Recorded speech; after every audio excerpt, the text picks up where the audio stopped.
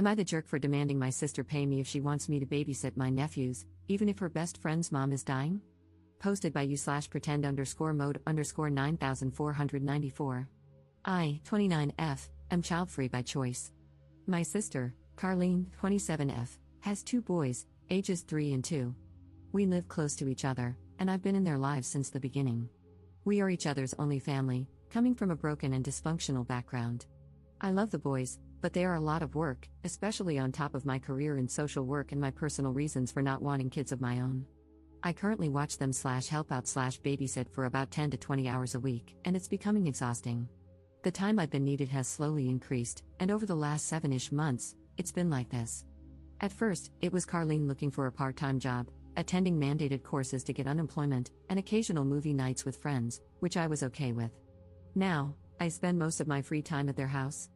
Lately, the reason has been that her best friend's mom is dying, and Carlene feels she needs to be there. She's a single mom, and I understand it's hard, but recently, I feel like she's using me, and I rarely see my fiancé as we both work shifts that change all the time. Sometimes, when she asks me to watch them and I have other plans, Carlene sends me a voice message of the boys crying, saying they miss me, guilt-tripping me, and implying it's a shame I care more about myself than them. She tells me she'd ask someone else if she had anyone else to turn to and says really hurtful things about me being selfish for wanting to enjoy date night when she has to choose between her kids and her best friend's dying mom. I could handle it if that were all, but now it's also affecting the next time we meet. When I get there, the house is a mess, there's nothing to eat, and it just happens to be the boys' bath day, or Carlene casually mentions that I need to pack a gym bag or something similar for them for the next day. These weird, extra tasks feel like obvious revenge. The first time this happened, I assumed she'd be grateful I helped where I could and that it wouldn't be an issue if I didn't have time to do everything. I was quickly proven wrong. Before she got home, she casually asked if I had done the extra tasks, and when I hadn't, at least not all of them, she suddenly had to stay out a little later. This happened a few times, and I'm ashamed to admit it took me too long to realize what was going on. I was just glad she was finally updating me on her estimated arrival time, something she usually never did. Another thing she does for what feels like revenge, though maybe it's just my exhaustion talking, is not preparing meals for the kids or even leaving money. When I go to the store, she promises to pay me back but, you guessed it, tries to guilt me into letting it slide. She's also failed to keep her word on things she promised, saying she doesn't want to do things for me if I can't help her with the boys. The excuses and backtracking start immediately if I don't do exactly what she wants. The latest example, I asked to borrow a dress for a wedding because I didn't want to buy one, and we had always shared clothes. She agreed, but 4 days before the wedding, I couldn't show up as fast as she wanted on short notice, so she told me I could forget about the dress. She said she'd forgotten she needed it herself. I had to panic buy one. Last month, she promised to pick me up after I dropped my car off for maintenance, but she didn't show up. I was stranded, and it took her 2.5 hours to answer her phone and finally get there. She even had the audacity to huff and puff about how inconvenient it was for her to pick me up. Sorry this is so long, but writing it all down has been mind-blowing. I can't believe what I've been putting up with. I'm such a doormat. So, yesterday, when she called desperately needing me to watch the boys for the evening, I told her I couldn't. When she started her usual tirade about me being selfish, I just snapped. I told her to shut up and listen. If she thought I was that horrible and selfish, she had 2 options: either stop relying on me so much and stop exposing her kids to my supposed selfishness, or I'd really start being selfish. I wouldn't watch them for free or again or do anything extra without being compensated. She hung up without saying anything. After I stopped shaking, I hate confrontation, as you can imagine, I started to panic. I feel like I just lost my last remaining family member. My fiancé said it was a long time coming and that I should have stood up for myself ages ago, but he's biased since he loves me. I don't really have time for proper friends outside of work colleagues, so I don't know who else to ask. Did I make the biggest mistake of my life? What if I never see my nephews again? What if I just stuck it out a bit longer and she'd eased up? Am I wrong for giving her that ultimatum? Edit. My 2 examples make it seem like I ask her for things or need her often, which I don't. The promises she breaks can be as simple as having food for the boys when I'm with them. The dress and leaving me without a ride are just specific events that were easier to explain, but I quickly realized they aren't accurate. Relevant comments. Commenter. Is there a reason the father of these children isn't helping take care of them? I can't imagine expecting a family member to step in and handle a significant portion of the parenting of my own children. If she wasn't prepared to be a parent, she shouldn't have had 2 children. Ops response. She got really angry at me when I asked about their dad whenever she was pregnant, and I just left it at that. She hasn't had a long-term boyfriend since high school, as far as I know. I don't even know if the kids have the same dad. I kind of doubt it due to their differences in skin tone and features. Commenter 2.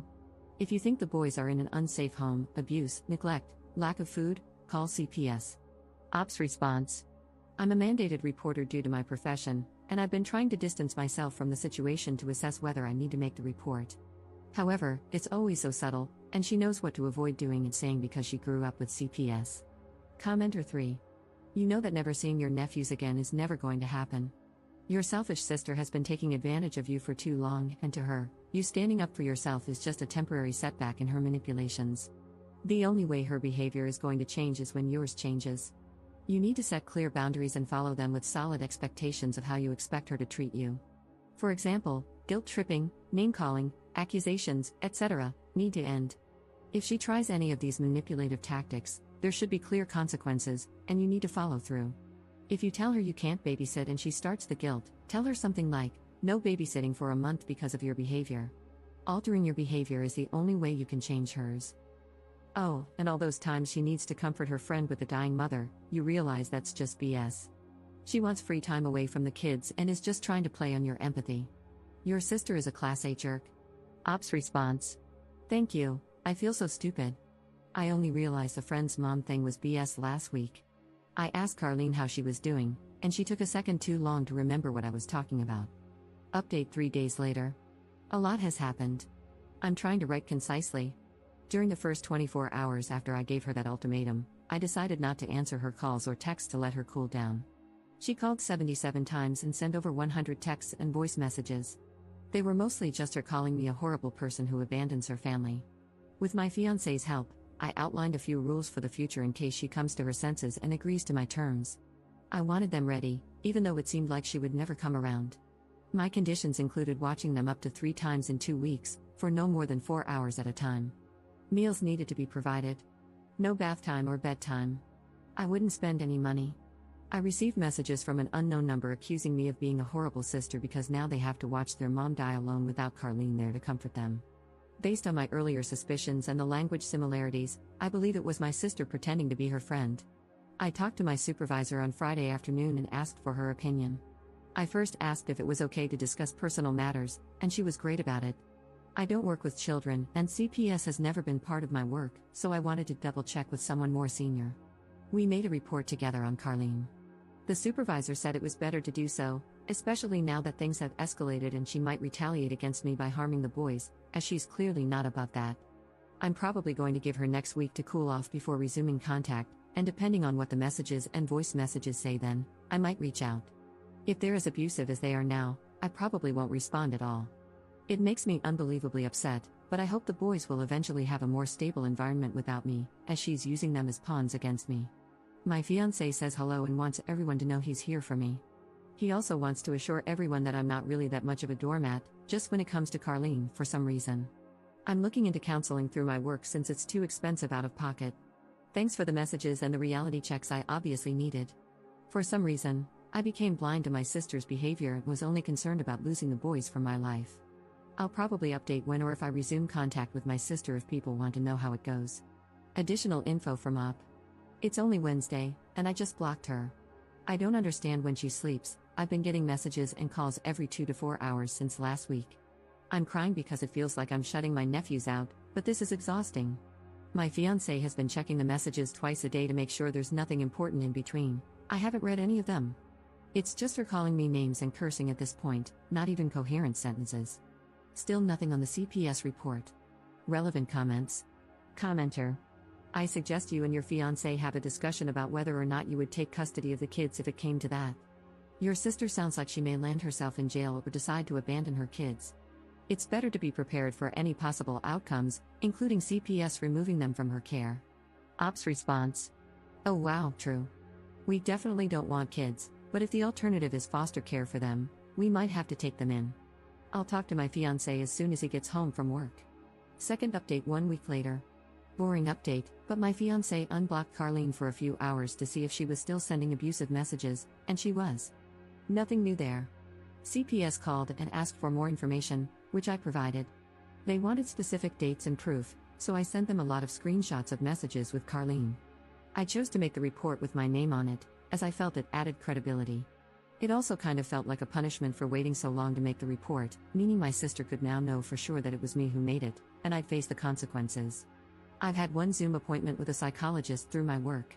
It's been great so far, and I already got homework on boundaries.